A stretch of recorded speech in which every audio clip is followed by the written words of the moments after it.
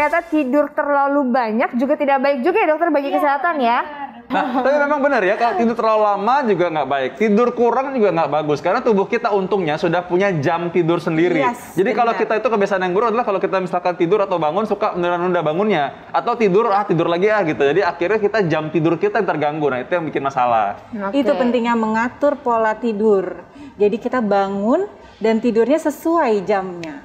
Nah itu dia, sesuai jamnya. Ngomong sesuai jam, tadi ada pertanyaan yang belum terjawab ya tadi. Fakta atau mitos, kalau kita tidur habis begadang malamnya, besoknya kita balas dengan tidur siang aja gitu. Fakta atau mitos, kalau tidur bisa digantikan dengan tidur siang kalau kita kurang tidur? Ya, ini mitos. Kita tetap harus mengatur pola tidur yang benar.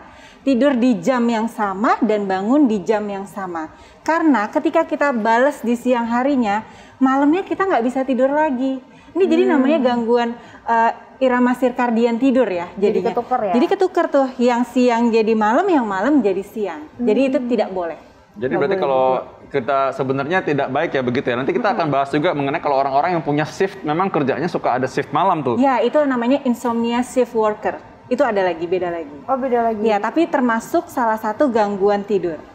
Oke. Nah, jadi, sekarang kalau misalkan tadi Intan itu sempat nanya tadi ya mengenai stroke tadi ya. Iya dokter, aku juga sempat nanya nih soal stroke. Stroke ini sama begadang hubungannya apa dokter? Oke, jadi ketika kita stroke, jadi memang pada pasien-pasien yang kurang tidur maupun yang berlebihan tidurnya itu bisa memicu stroke dan gangguan kardiovaskular lainnya.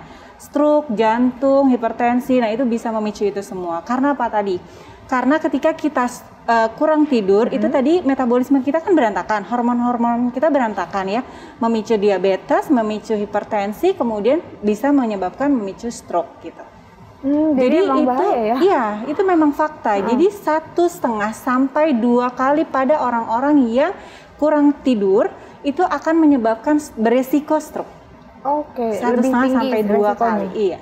Oh, berarti memang benar-benar kita harus menjaga pola tidur. Itu penting sama kayak kita ngejaga pola makan ya dokter. Iya, itu juga benar. Kalau orang yang kerjanya malam gimana tuh? Emang kerjanya malam maksudnya gitu? Nah ini ada yang tips nggak? Ada usul nggak Iya, harus gimana? Ini yang agak sulit ya, karena dia tidak mungkin meninggalkan pekerjaannya ya. Tapi yang pasti tetap lakukan olahraga, kemudian penuhi kebutuhan tidur malam harinya. Ketika pulang ya ada waktu tidur gitu. Jadi apa boleh buat ya? Tapi tapi kalau bisa enggak gitu kan? Karena soalnya ada orang juga kan memang yang di luar kerjaan, memang aslinya memang karena merasa mau begadang aja gitu, karena ada mungkin nikmatan lain, ada rekreasi atau yang lain-lain. Jadi baik, nanti tipsnya nih sekarang gimana supaya kita menjaga diri untuk tidur, supaya menjaga diri dari penyakit kardiovaskular dan juga termasuk stroke. Oke, kita harus perbaiki sleep hygiene kita. Apa itu? Yang pertama olahraga 150 sampai 180 menit per minggu. Jalan kaki aja cukup. Jadi kalau di ibaratnya jalan kaki 30 menit per hari gitu ya. Kemudian yang kedua, tadi seperti yang saya bilang bahwa kita harus mengatur pola tidur kita. Tidur jam berapa, bangun jam berapa. Jadi pasang aja waker, ini waktunya tidur, ini waktunya bangun. Seperti itu. Kemudian hindari kafein yang berlebih atau merokok, itu juga akan mengganggu tidur kita. Atau alkohol juga akan mengganggu siklus tidur kita ya. Nah selanjutnya ketika kita mau tidur itu lampu harus dimatikan. Karena apa? Karena itu nanti berhubungan sama melatonin. Ketika kita lampunya nyala, tubuh kita nih nggak bisa ngebaca nih ini pagi apa malam ya. Jadi si zat melatonin itu produksinya terganggu. Nah padahal si zat melatonin ini yang akan menyebabkan kita tidur. Nah, kemudian kalau kita tidur baiknya HP, TV, semua dijauhkan. Jadi kita tidur dalam keadaan tenang.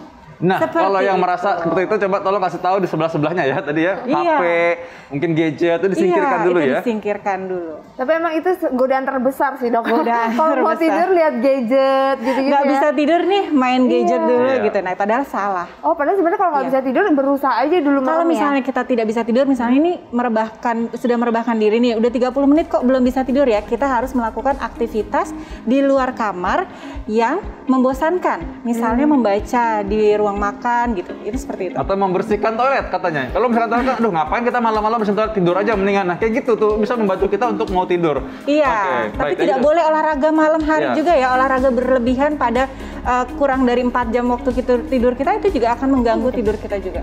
Baik. Makanya Intan, kita juga harus komitmen ya, sama-sama harus bisa menjaga semua pemirsa di rumah juga supaya tidur tetap harus cukup dan juga olahraga harus teratur. Makanya gimana cara TV Hidup Sehat? Saksikan Hidup Sehat selalu tiap hari Senin sampai Jumat pukul 9 waktu Indonesia Barat.